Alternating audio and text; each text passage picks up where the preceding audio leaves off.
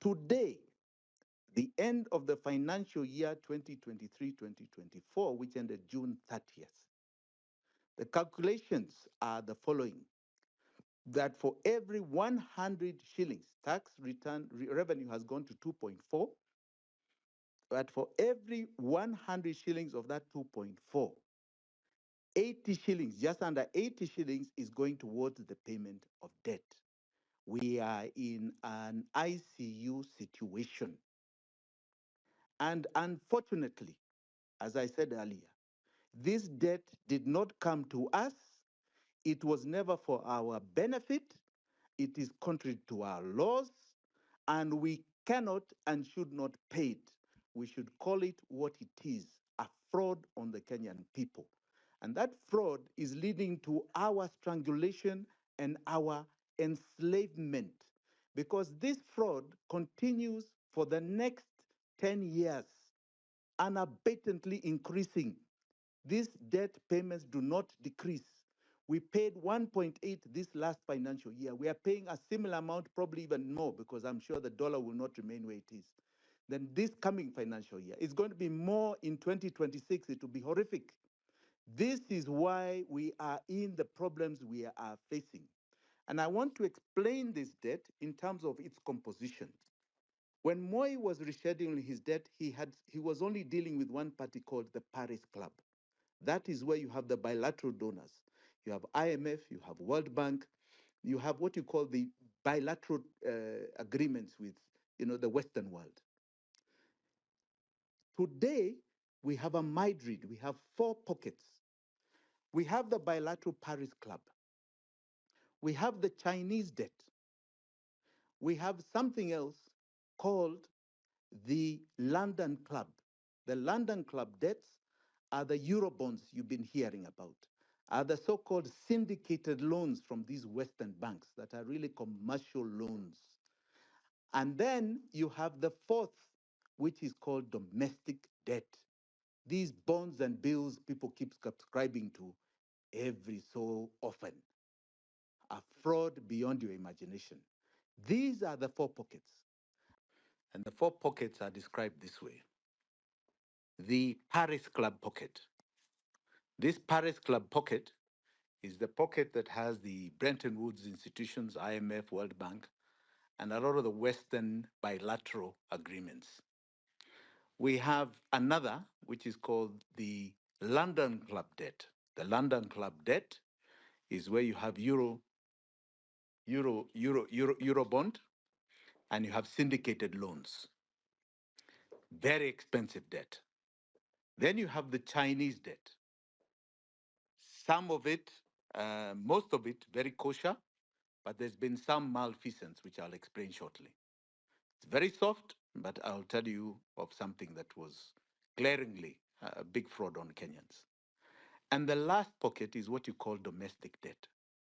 Now, remember what I said earlier, that in what is called the medium to long term, our law is very clear. You can only borrow for development. Only borrow for development. So you'll find in the bilateral, what you call the Paris Club debt, the bilateral ones, you'll find them on the budget. You'll find line items. For example, USAID is funding a bridge in Lamu, for example, or British aid is funding something in education, or there is a road being built by the Italians, and it's on the budget. It is always in what you call the appropriations bill. The appropriations bill is basically the budget according to our laws. Now, you'll find that. You'll find there is support for IMF and World Bank in the budget. It is there. Some budget is support going to line items, what are called vote items in the budget. Some of this IMF money I'll come to later, we are questioning what it's about because it is not in the budget. Now, you come to what you call this new pocket that was introduced over the last 10 years or so, called the London Club pocket. Kibaki took a small portion of it as he was exiting, but it was really perpetuated under this regime of Uhuru. That pocket of London Club is very expensive commercial money, more or less commercial money. It comes from private investors. Eurobond comes from private investors looking for where they can put their money, right, and earn a good interest rate. So the interest rate was taken for our first Eurobond of 2 billion was about 6 or 7%, but it has gone up. Now, Eurobonds that the Uhuru Ruto government took was 7 billion. They've also taken a similar amount under syndicated loans, 7 billion. And I can tell you today that none of that money, because it is long term, it is beyond 1 year, none of that money, you're talking about $15 billion, appears anywhere in our budget. It funds not one project. It does not even, we don't even have it as appearing in the consolidated fund. It does not fund one item on the budget. That is your London Club pocket, and it is very expensive. Then you have the Chinese debt. The Chinese debt, most of it is anchored in our budget. It is very clearly stipulated what projects they're supporting. Right? If we are doing a road, if we are doing SGR, it has been there. But SGR has been a fraud of monumental proportions. And I'll simply put it this way just to give you an example. Just to give you an example. I'm very familiar with this project called SGR. Very familiar. I initiated that project under the Kibaki regime. In fact, it was under the coalition agreement of Kibaki and Raila. We started that project in 2008, and that project was simply a private project. It had no government money. We wanted to do a private feasibility study because a company called RVR had failed. And we wanted to do private investment of a line from Mombasa all the way to Malaba, right? Simply a private investment, no taxpayers' money. Our costing out of our feasibility study and our technical study came to 55 billion shillings, all the way from Mombasa to Malaba. I suddenly saw an amount of just Mombasa to Nairobi, somebody parachuting a project that had become government under the Uhuru government of 380 billion, just Mombasa to Nairobi. That project from Mombasa to Naivasha costed for what were called the original construction plus rolling stock amounted to 500 billion shillings. So just to give you a summary. So the cost of the project is 500 billion. Chinese Exim Bank, that's the Chinese debt, say we are going to loan the Kenya government a total of 90% of that money. So Kenyans, you must raise 10%. 10% of 500 is 50 billion shillings. So us from our hard-earned taxes must pay 10% before they pay the 90%. So we did an audit of these amounts. It's part of our debt audit. We did an audit. What happened? Did the Chinese give us all the money that they said? Yes, they did. They gave all the money. It was paid directly to China Road and Bridge Company, the 90%. So did Kenyans raise the 50 billion, which was 10% of 500, right? And did they contribute their share of 10%? We did the sums. Now, on the loan part, I want you to remember we are servicing that loan at very expensive rates. In fact, this coming month, there's a big bill coming up. Now, did we raise the 50 billion to as our contribution of 10%? So we did the numbers, right? And it's called self-raising finance, SGR grant from the Treasury. So 50 billion was supposed to move from Treasury to Kenya Railways and then to the contractor called China Road and Bridge. So we just did the math. Eric, it was not 50 billion that was paid.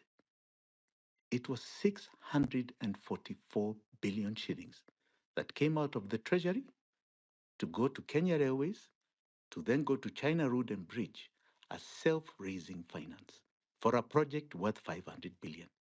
So we paid for it with our own money and even more. And yet we took a loan and we are paying back that loan. China Road and Bridge for the building of SGR from Mombasa to Naivasha was paid a total of almost 1.2 trillion for a project of 500 billion, according to the contract documents. So 700 billion above what was required. That is a frightening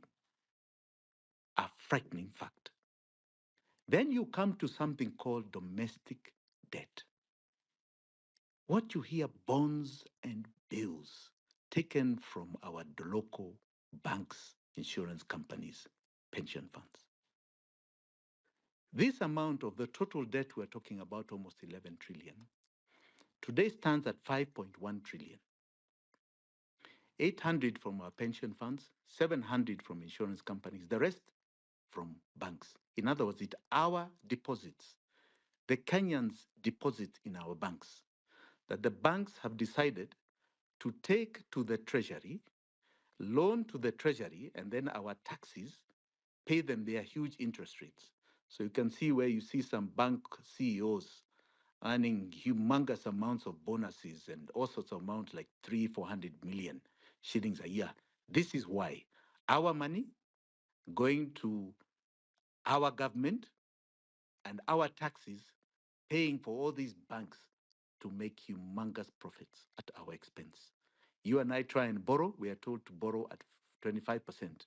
They are loaning to the government at 16%. It is a monumental fraud because, again, there is nowhere in our appropriations bills revenue that you can say this money. Look at bonds. The other day they took an infrastructure bond of 200 and something billion shillings. I think it was February. What infrastructure on the budget was being funded? Nothing. Nothing. These bonds and bills have funded nothing in our budget.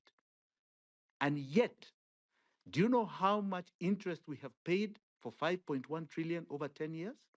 We have paid them a total of 2.7 trillion in interest payments. This is criminality beyond your imagination. And there are some key banks here that have perpetuated this fraud. KCB, Cooperative Bank, Equity Bank. Those are three banks that have perpetuated a very clear fraud on the Kenyan public, us as depositors, and us as taxpayers, and made humongous profits, become oligarchs against the sovereign, against us. And we must start saying we are not going to take this rubbish anymore. And this rubbish goes this way. If you have deposits in those banks, if your parents have deposits in those banks, we should pull them out tomorrow, not today, not yesterday, not the day after, tomorrow, if not today. Remove that money. Take it to banks that are not defrauding us, because what is happening there is a fraud of the highest proportions. I want to go back to the London Club debts. These bonds, Eurobonds, these syndicated bonds, these syndicated loans, none of those appear on the budget. But one underlying fact you will find is that somewhere along the way, like you saw recently with the latest payments of Eurobond, the last payment of Eurobond was paid 500 so-called billion balance, right, of the 2 billion we had borrowed. That was paid by World Bank, IMF. Why are they underwriting money that never came to us? Who is this that they are backing? So here they are. They encourage us to take those very expensive loans, knowing full well they are not on a budget. And then when we can't pay, IMF comes up and it starts rattling. Oh, we can save you, but these are the conditions. And the conditions become a matter of they become a matter of our slavery. Now, all this information I'm giving is in the public domain. Our forensic audit is in the public domain. We got it from public documents. We are not trying to create new documentation. And we've been speaking this for the last 2 years. Kenyans need to understand categorically that we are in a mode of slavery. And I'll perpetuate this slavery by going back to the point where we were saying today 80% of our tax revenue is going to one item called debt. These debts I'm talking about, and which we have already paid for. We don't owe, but we are going to keep being made to pay unless we cut off this chain because it is illegal. We do not owe it. This coming financial year, 2024-2025, the estimate from the Treasury of debt payments, keeping the current exchange rate, is 1.853164. In other words, 1.853 trillion shillings is going towards the debt payments this financial year of 2024-2025. You come to the year 2025-2026, it is 2.2 trillion to be paid to debt payments. You go to the next year, 2026-2027, is 2.352. And remember, we are getting what you call diminishing returns on our revenue, the Laffer curve, which is the maximum you can squeeze out of us. There is no item in our budget that is taking so much money. People are complaining about confidential funds of 700 million shillings. Look at this year. You tell me which item is taking over 1.8 trillion, one single item in debt payments, in any payment. Nothing is doing that. Nothing at all. This is the tragedy that we are living in. We are in slavery. And we are in such slavery that William Ruto is soon going to come and tell us that he can no longer pay it. And that we have been unable to pay it because, oh, you people rejected the finance bill. Now I cannot raise revenue. So now I have to default on this payment. And the default means that they now start coming to your accounts. They start looking for your deposits. And they start telling you that you've got to take a share of this. Otherwise, the banks will close. And we're going to have serious problems here. Ghana, Ghana, Ghana went through this. And Ghana are suffering today. They are suffering from 2022 December, where 70%, 70 shillings of every 100 went to debt. They are suffering. And I can tell you, it is so tragic because you go back to the London Club debts. You go back to these so-called Mzungus guy that he's talking about, these criminals that have perpetuated this fraud even in places like Malaysia and gotten caught. These big firms called JP Morgan Chase, they have been part of a conspiracy because if you are going to loan anybody money, the first thing you must do is your due diligence. What are you giving this money for? Is it in line with the laws of Kenya? Which project is being funded? The Eurobond that was taken in 2013. Our investigation is very clear on this. It started an investigation all the way back in 2014 when I can tell you here on this show, a man called Jacob Juma, the late, he was my friend, came to visit me. And he tells me, Jimmy, I can tell you there's something fishy going on here. And you know all he had? He was just simply reading what are called the Ministry, the National Treasury quarterly reports. That is all. And he said, the president stood up when he said he's taking the Eurobond. And he said, because he's taking the Eurobond, they are not going to borrow domestically. The estimate at the time was about 300 billion shillings. So 3 billion almost Eurobond that he was taking. But when I look at the quarterly reports from the National Treasury, it seems they still borrow domestically from the local banks. And that's their quarterly report, not the budget, quarterly report. And they are not recording what happened to the Eurobond. So we started asking some questions. Unfortunately, we got the opposition leader, Raila Amolo Odinga at the time, to write a letter to the Treasury to ask where are these Eurobonds? The 2 billion you say you borrowed, what has happened to it? On a bit of a scare for the then Minister of Finance called Rotich, he released documentation. And he showed the following, that $1 billion, they went out into the market and they managed to get $2 billion early 2014. In fact, by May 2014. And that $2 billion, they showed us what is called the expenditure pattern of those dollars.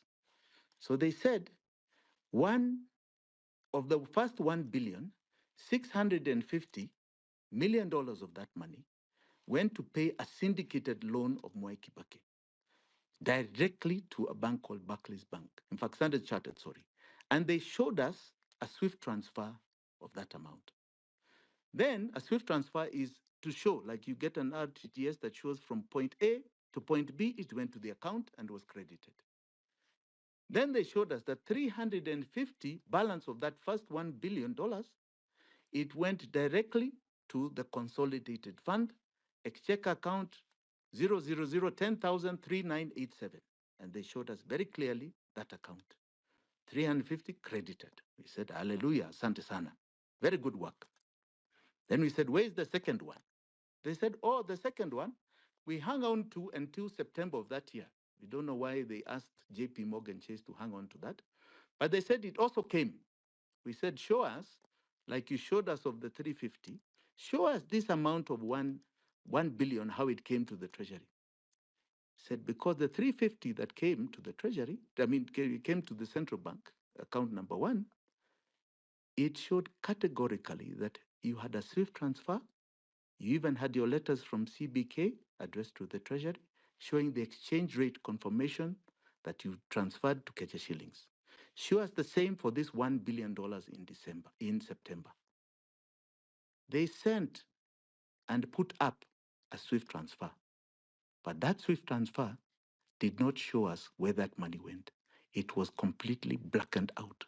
Apart from the top, where you see it leaving an account at JP Morgan Chase, the rest was completely blackened out. Then they tried to quickly show us an amount in December that was directly from Citibank, what they called tap sales of $815 billion, right? That $815 billion, they showed us the SWIFT transfer. It came to an account they had now created in the central bank called a sovereign wealth account, some 10,12674 account, not the consolidated fund. We said, huh? And then they showed us the communication from the same central bank saying we have credited this amount with an exchange rate of this value. We said, very good. Can you go back to the one of September? Where is it? They never, ever showed us. We eventually saw it in the Auditor General's special audit of the Eurobond done by Edward Auko.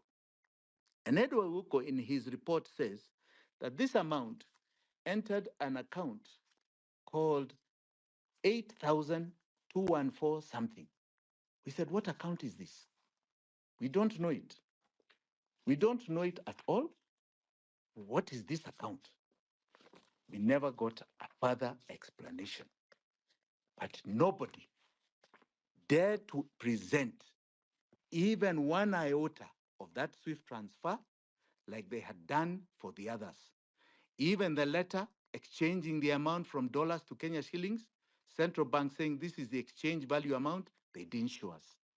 What we know is that that money, nobody has provided evidence that it entered this country.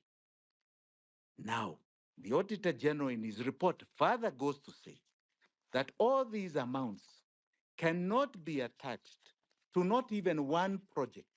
And actually, even in his conclusion, says that when he asked the Treasury, what were these monies so-called used for? The Treasury says that these funds are fungible. In other words, they're interchangeable. They can do what they want with them.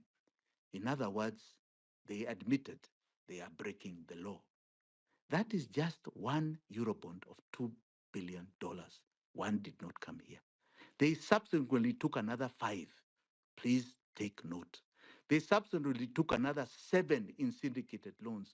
We cannot find anywhere in our budget and in our books. Now, Kenyans, are we going to continually accept that we are going to become slaves and have agreed to become slaves? Because this is what is called modern day slavery. Now, and for generations to come, the perpetuating our poverty and our slavery. In the old days, slavery was something that was done with chains put to our hands and our feet.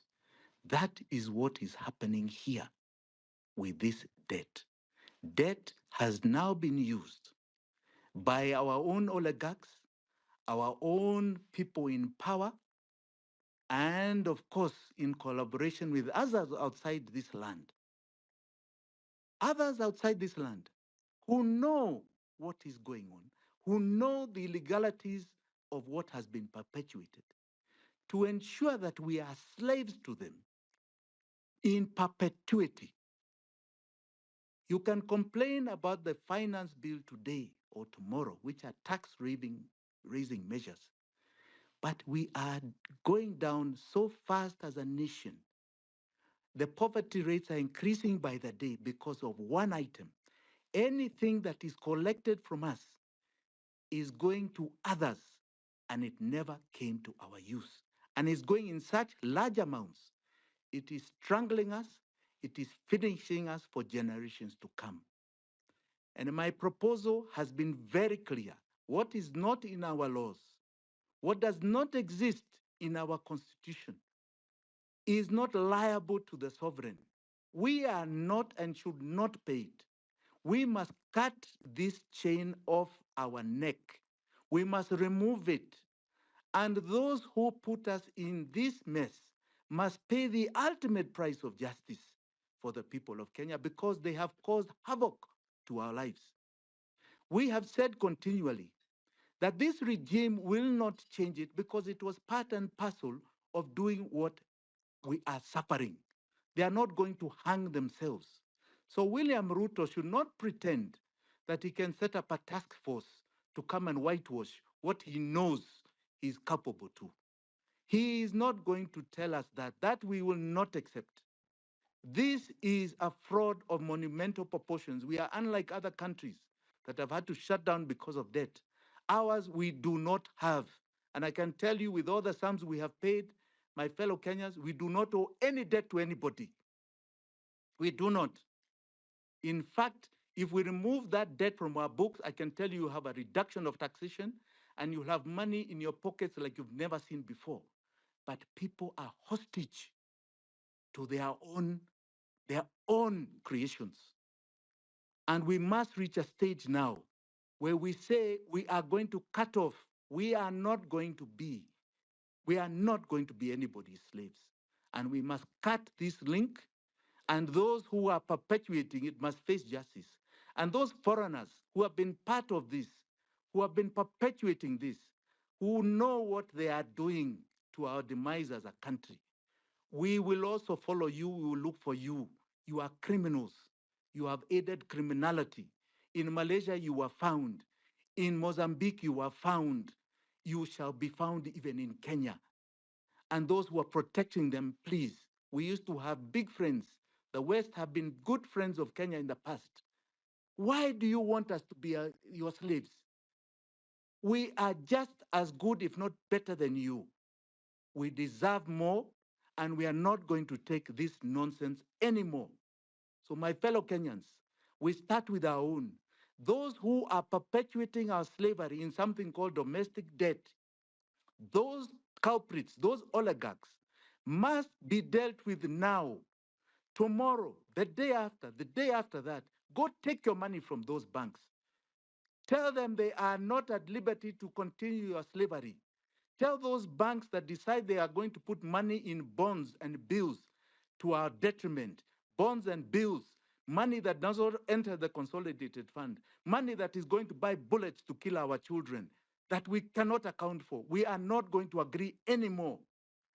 Stop them and tell them that you are going to go and greet them if they perpetuate this mentality. But now that they have done it and they have sunk us, take your money back. Tell them you are going to put to enterprises and banks that are not perpetuating your slavery. Let us start at home and we shall deal with the rest one after the other. Asanteni sana, Eric.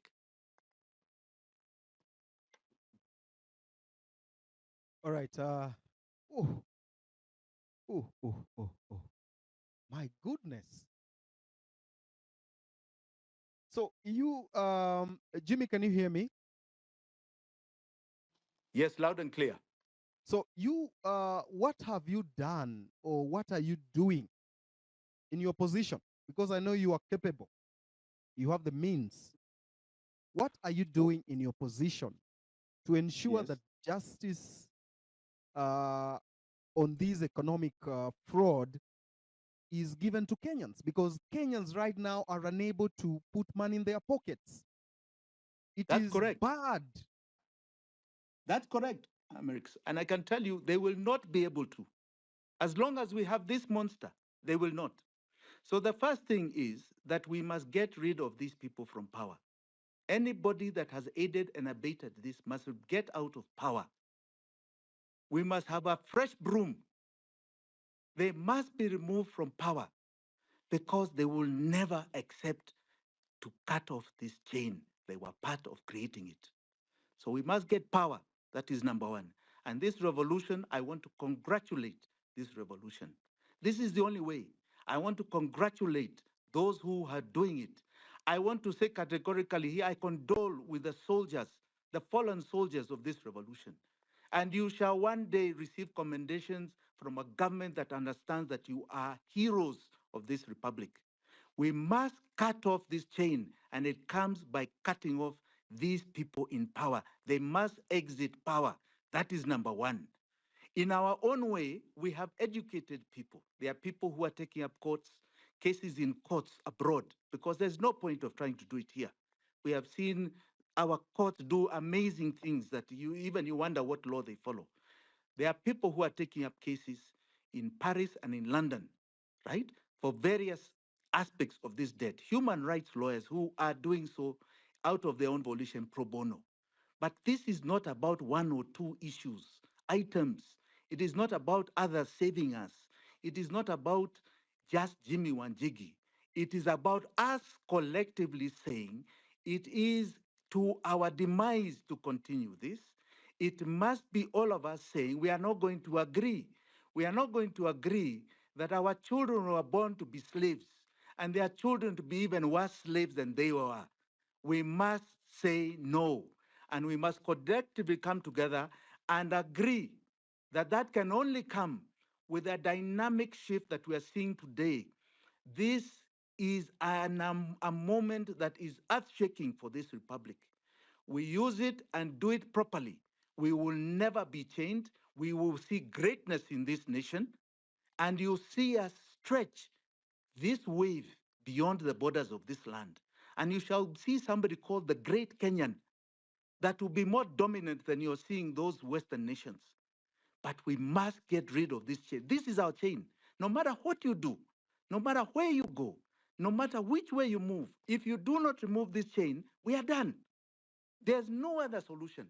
You can talk about all other things you want to talk, but I can tell you, if you do not remove this chain, we are moving nowhere.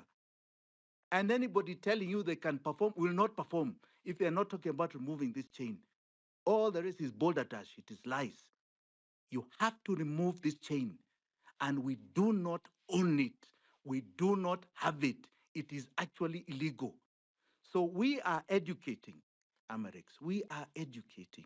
We've taken 2 years.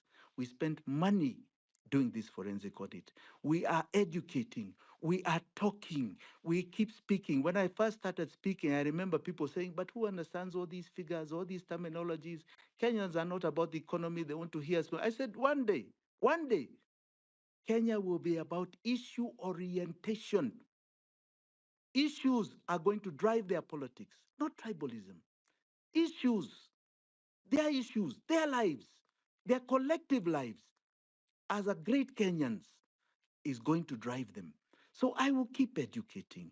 I will keep informing. And you can write me off all you want. but I'll keep speaking. One day, somebody will hear because this pain will not stop. It can only grow. I've given you the figures this financial year, the next financial year, the year after that, and increases even more thereafter. This pain will continue because there's also something else it has set in. There are two twin evils, just to digress a bit in economics. It's called recession and inflation. So at the beginning of the year, everybody was complaining about the high cost of living. Things are very expensive. Then William Ruto says now prices are down. It is so simple in economic terms. When you have inflation, you just tap liquidity. You trap the market, you remove money from the market. So you raise interest rates. Your banks are told to bring in more money to central bank.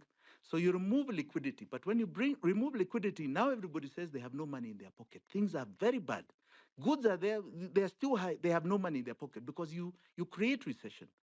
And you fast-paced recession. Recession was always there. In other words, the growth of a nation. You stop it, you stunt it, you start going down. And the only way to solve that problem when you have those two twin devils is to reduce taxation. So you give leeway. This government cannot reduce taxation because the 80% of it is going towards an item called debt. And William Ruto is so afraid of debt default because it is even more painful. He's so afraid. He's so afraid of even calling it odious and cutting it off because that means an investigation and he doesn't want to be found and they all don't want to be found. They are so afraid of all the options. So I can tell you, even if today you gave him peace to form his government or a new government or people want to join, I can assure you, you'll be back on the streets. This pain won't stop. They have no solution for your lives. They are wasting your time. In fact, I don't even know why he's still in office. The man should just stand up and say, Mimi nimeshindwa, asanteni sana.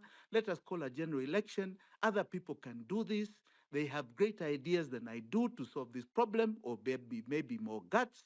This has happened to other people in the world. You get to a stage where you cannot solve the problems. You even, I remember in England the other day, in the UK, you had a prime minister, you had three prime ministers in 1 year because they could not solve this problem that had been created out of the liquidity out of COVID in the UK. They literally printed money and they couldn't solve it. Now, here you have a situation where, if we are to be honest, and Ruto is to be honest with himself, he cannot solve this problem. No matter what he talks, he cannot solve it because he's too tied in it. Don't waste Kenya's time. There are always other people who can do this. Get out of the way. Exit honorably.